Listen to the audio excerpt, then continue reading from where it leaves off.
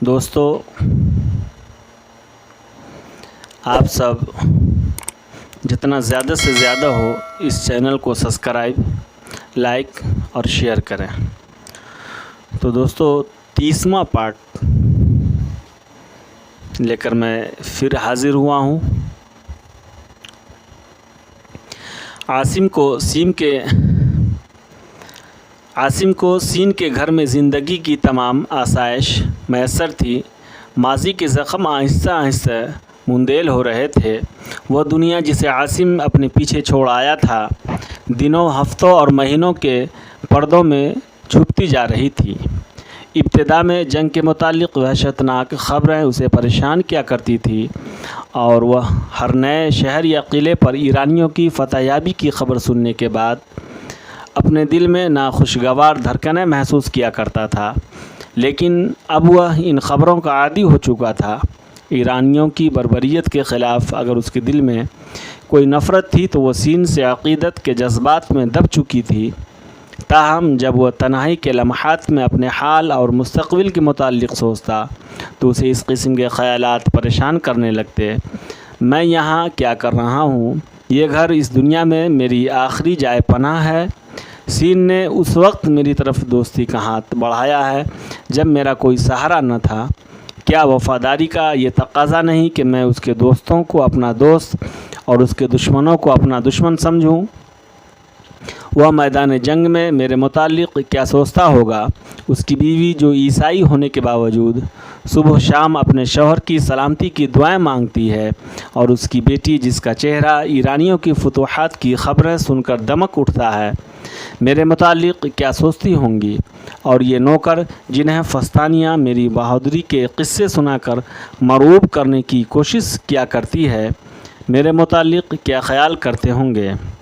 کبھی کبھی اسے اس گھر کی چار دیواری کے اندر ایک گھٹن محسوس ہونے لگتی، اور اس کا جی چاہتا کہ وہ بے بسی اور مجبوری کی زنجیریں توڑ کر کسی ایسے ویرانے کی طرف نکل جائے جہاں اسے جاننے والا کوئی نہ ہو۔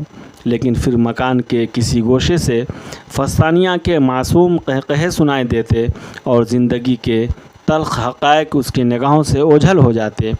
ایک دن فستانیہ بھاگتی ہوئی اس کے پاس آئی، اور عاصم کو ایسا محسوس ہوا کہ کائنات کی ساری خوشیاں اور تمام قہقہے اس کی آنکھوں میں سما گئے ہیں۔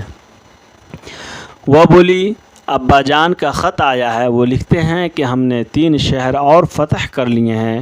دیکھیے، یہ ان کا خط ہے۔ انہوں نے امی جان کو آپ کے متعلق بھی چند باتیں لکھی ہیں، میں آپ کو پڑھ کر سناتی ہوں۔ وہ لکھتے ہیں، مجھے ہمیشہ اس بات کا خیال رہتا ہے کہ میں ساری عمر اس کی نیکی کا بدلہ نہیں دے سکوں گا۔ میں واپس آ کر اسے کسی ایسے کام پر لگا دوں گا جو اس کی خواہش کے مطابق ہو۔ میں نے شہنشاہ سے اس کا ذکر کیا تھا، اور انہوں نے فرمایا تھا کہ ایسا نوجوان ہماری طرف سے انعام کا مستحق ہے۔ میں کسی دن موقع ملتے ہی اسے شہنشاہ کی خدمت میں پیش کروں گا۔ عاصم کو جواب دینے کی بجائے اس انجان لڑکی کی طرف دیکھتا رہا، اور وہ قدر توقف کے بعد بولی، مجھے یقین تھا کہ ابا جان آپ کے لیے کوئی بڑا عہدہ حاصل کرنے کی کوشش کر رہے ہیں۔ جب آپ شہنشاہ کے سامنے پیش ہوں گے تو آپ کے لیے عزت اور شہرت کے تمام دروازے کھل جائیں گے۔ ممکن ہے آپ کسی لشکر کے سالار بن جائیں، اور یہ بھی ممکن ہے کہ آپ کو کسی علاقے کا حاکم بنا دیا جائے۔ عاصم مسکرایا، اگر میں سالار یا حاکم بن جاؤں تو تم خوش ہو جاؤ گی؟ ہاں، اس نے سنجیدہ ہو کر جواب دیا۔ پھر کسی کو یہ کہنے کی جرأت نہ ہوگی کہ آپ جنگ میں حصہ لینے سے خوف کھاتے ہیں، اور آپ کو کسی کی بھیڑیں چرانے کا خیال بھی نہ آئے گا۔ فستانیہ ہنستی ہوئی واپس جا رہی تھی، اور عاصم پہلی بار چند برس آگے ان دنوں کا تصور کر رہا تھا جب وہ کسریٰ کی فوج کے ایک سالار کی حیثیت سے کسی بڑی مہم سے واپس آ رہا ہوگا، اور کسی خوبصورت محل کے دروازے پر اس کی کمسن لڑکی کی بجائے ایک عورت اس کے استقبال کے لیے کھڑی ہوگی۔ لیکن تھوڑی دیر بعد اسے یہ حسین تصورات مضحکہ خیز محسوس ہونے لگے۔ وہ اپنے دل میں کہہ رہا تھا، یہ ہو سکتا ہے کہ میں پرویز کی فوج میں بڑے سے بڑا عہدہ حاصل کر لوں، لیکن یہ ممکن نہیں کہ کسی خوبصورت محل پر میرا انتظار کرنے والی عورت فستانیہ ہو۔ میں ایک عرب ہوں اور سین کی بیٹی کسی ایرانی شہزادی کی راہ دیکھنے کے لیے پیدا ہوئی ہے۔ میں اسے اپنے دل میں جگہ دے سکتا ہوں، لیکن میری دنیا اس کے لیے بہت تنگ ہے، اور اس کی دنیا میں کسی دن میری حیثیت ان ستاروں سے مختلف نہیں ہوگی جن کی ٹمٹماہٹ طلوع آفتاب کے ساتھ ختم ہو جاتی ہے۔ پھر جب اپنی غریب الوطنی، کم مائیگی اور بے بسی کے احساس سے اس کا دم گھٹنے لگا تو اس کے دل کی گہرائیوں میں وہ جذبہ خود پسندی کروٹیں لینے لگا جو زندگی کے ہر امتحان میں ایک بدوی کا آخری سہارا تھا۔ اب وہ اپنے دل کو تسلی دے رہا تھا، میں اپنے ماضی کو واپس نہیں لا سکتا، لیکن مجھے اپنے حال اور مستقبل سے مایوس نہیں ہونا چاہیے۔ اس دنیا کی راحتیں ان لوگوں کا خراج جو تلوار کی نوک سے اپنا راستہ صاف کرتے ہیں، اور میں اپنی تلوار پر بھروسہ کر سکتا ہوں۔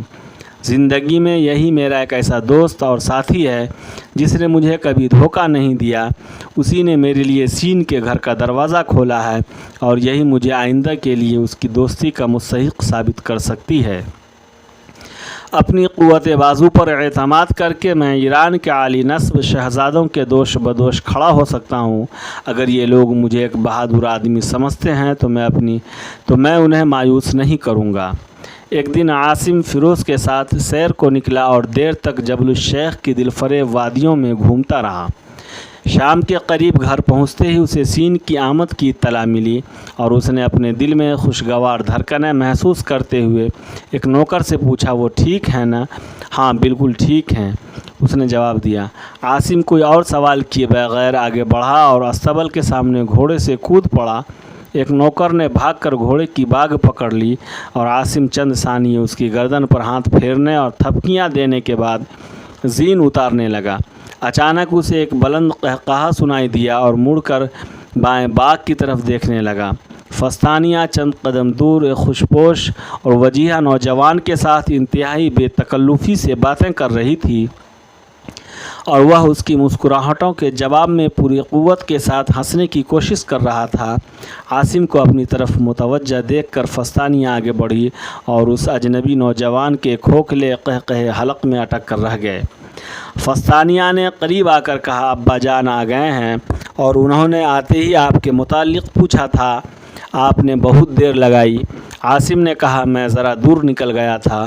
وہ کہاں ہیں؟ اندر سو رہے ہیں۔ اور وہ کون ہیں؟ فستانیہ نے جواب دیا، یہ ایرج ہیں اور ایران کے ایک بہت بڑے خاندان سے تعلق رکھتا ہے۔ مدائن میں اس کا گھر ہمارے گھر کے سامنے تھا۔ اس کا باپ ابا جان کا دوست تھا۔ یہ آرمینیا کی جنگوں میں 2 بار زخمی ہو چکا ہے، اور اب لبنان کے محاذ سے ابا جان کے ساتھ آیا ہے۔ ایرج جو تذبذب اور پریشانی کی حالت میں کھڑا تھا، آہستہ آہستہ قدم اٹھاتا ہوا آگے بڑھا۔ فستانیہ نے اس سے مخاطب ہو کر کہا، یہ عاصم ہے، اگر یہ ہماری مدد نہ کرتے تو آج شاید ہم یہاں نہ ہوتے۔ عاصم نے ایرج کی طرف ہاتھ بڑھایا، لیکن اس نے مصافحہ کرنے کی بجائے عاصم کے گھوڑے کی گردن پر ہاتھ رکھتے ہوئے کہا، یہ گھوڑا بہت خوبصورت ہے۔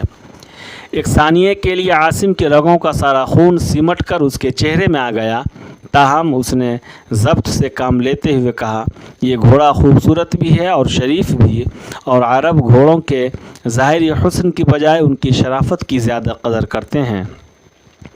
ایرج نے گھور کر عاصم کی طرف دیکھا اور کہا، ہم گھوڑے کی شرافت کا اندازہ کرنے کے لیے اس کے سوار کو دیکھتے ہیں۔ اگر ہماری ملاقات اس گھر کی بجائے کسی اور جگہ ہوتی تو میں اپنے نوکروں سے کہتا کہ اس گھوڑے کو ایک اچھے سوار کی ضرورت ہے۔ اب میں تم سے یہ پوچھنا چاہتا ہوں کہ اس کی قیمت کیا ہے؟ عاصم نے زین اتار کر نوکروں کے حوالے کرتے ہوئے کہا، اس کی قیمت ایک بہادر اور شریف دوست کی مسکراہٹ ہے۔ فستانیہ جو اب تک پریشانی کی حالت میں ان کی گفتگو سن رہی تھی، ایرج سے مخاطب ہو کر بولی، آپ کو یہ خیال کیسے آیا کہ ہمارے گھر میں مہمان اپنے گھوڑے فروخت کرنے آتے ہیں؟ ایرج کا غرور پریشانی میں تبدیل ہو رہا تھا، اور اس نے اپنی خفت مٹانے کی کوشش کرتے ہوئے کہا، میں صرف مذاق کر رہا تھا۔ فستانیہ، مجھے معلوم تھا کہ یہ عرب اپنے گھوڑے پر جان دینے کو تیار ہو جاتے ہیں۔ نوکر گھوڑے کو استبل کے اندر لے گیا، اور فستانیہ نے عاصم کی طرف متوجہ ہو کر کہا، ابا جان بہت تھکے ہوئے تھے، جب وہ بیدار ہوں گے تو میں انہیں آپ کے متعلق بتا دوں گی۔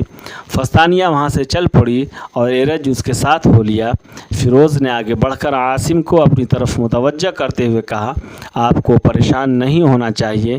ایرج ایک انتہائی مغرور اور بد مزاج ہے، اور اس کا غرور بلا وجہ نہیں۔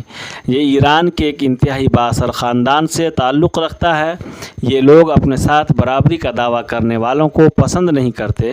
اگر اس کے دل میں سین کا احترام نہ ہوتا تو یہ تلخ کلامی آپ کے لیے انتہائی خطرناک نتائج پیدا کر سکتی تھی۔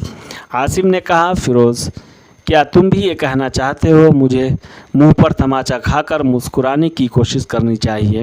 فیروز نے جواب دیا، نہیں، میں یہ مشورہ دے رہا ہوں کہ آپ کو ایک اژدہے کے منہ میں ہاتھ دینے کی کوشش نہیں کرنی چاہیے، کم از کم اس وقت تک جب تک آپ کے بازوؤں میں اس کے جبڑے چیرنے کی قوت نہ ہو۔ میں جانتا ہوں کہ سین کی پناہ میں تمہیں کوئی خطرہ نہیں۔ ایران میں بہت کم لوگ اس سے زیادہ بااثر ہیں۔ وہ شہنشاہ کا دوست ہے، اور اس کے اثر و رسوخ کا یہ عالم ہے کہ آج جب سینکڑوں ایرانی عیسائی ہونے کے شبہ میں موت کے گھاٹ اتارے جا رہے ہیں، بڑے سے بڑا مجوسی پیشوا بھی یہ اعتراض کرنے کی جرات نہیں کر سکتا کہ سین کی بیوی عیسائی ہے، لیکن یہی اس کی ایک ایسی کمزوری ہے جس سے کسی وقت بھی اس کے دشمن فائدہ اٹھا سکتے ہیں۔ تم اس بات پر حیران ہو کہ سین روم اور ایران کی لڑائی کا مخالف ہونے کے باوجود خوشی سے محاذ پر چلا گیا تھا، لیکن میرے لیے یہ بات کوئی معمہ نہیں۔ میں جانتا ہوں کہ آج اس کے سامنے سب سے بڑا مسئلہ اپنی بیوی کو شہنشاہ، امراء اور سب سے زیادہ مجوسی کاہنوں کے عتاب سے بچانا ہے۔ اگر تمہیں اس سے کوئی ہمدردی ہے تو تمہاری کوشش بھی یہی ہونی چاہیے کہ تمہاری وجہ سے اس کا کوئی دوست دشمن نہ بن جائے، اور ایرج ایک ایسا نوجوان ہے جس کی دشمنی اس کے لیے خطرناک نتائج پیدا کر سکتی ہے۔ عاصم نے فیروز کے کندھے پر ہاتھ رکھتے ہوئے کہا، میں تمہارا شکر گزار ہوں اور تمہیں یقین دلاتا ہوں کہ میری وجہ سے سین کو کسی پریشانی کا سامنا نہیں کرنا پڑے گا۔ میں احسان فراموش نہیں ہوں۔ جب عاصم اور فیروز یہ باتیں کر رہے تھے، مکان کے کمرے میں یوسیپیہ ایرج اور اپنی بیٹی کی ناخوشگوار بحث سن رہی تھی۔ فستانیہ کہہ رہی تھی، مجھے یہ توقع نہ تھی کہ آپ اس آدمی کی توہین کریں گے جس نے اپنی جان پر کھیل کر ہماری عزت بچائی ہے، اور آپ کو کیسے خیال آیا کہ وہ گھوڑے پر سواری کرنا نہیں جانتا؟ اور ایرج اسے مطمئن کرنے کے لیے کہہ رہا تھا، فستانیہ میں اسے دل لگی کر رہا تھا، اور ایک عرب کو اس قدر حساس نہیں ہونا چاہیے تھا۔